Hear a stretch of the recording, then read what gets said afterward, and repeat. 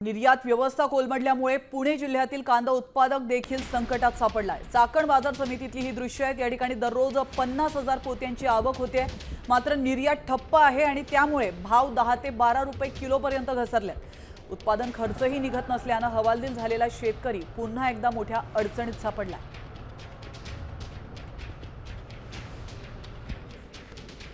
परिणाम सध्या कांद्यावरती कसा परिणाम पाहायला मिळतो? आवक कशी आहे?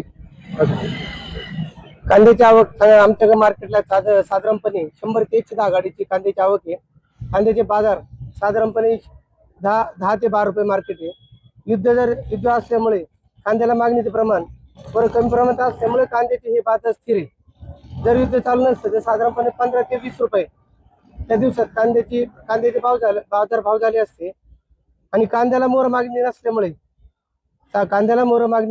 चाकण मार्केटला कांदे 10 ते 12 रुपयेच खपतात।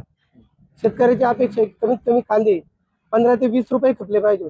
ज्यावेळेस 15 ते 20 रुपये कांदे खपले जातील त्यावेळेस शेतकऱ्याचे मनसोक्त पैसे होतात।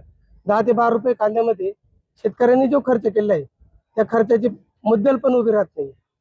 या गोष्टीमुळे शेतकरी नाराज आहे। पुढच्या काळामध्ये सुद्धा युद्ध जर थांबलं नाही तर काय परिस्थिती उद्भवेल? युद्ध जर नाही थांबले तर कांद्याचे बाजार जे 10 ते 12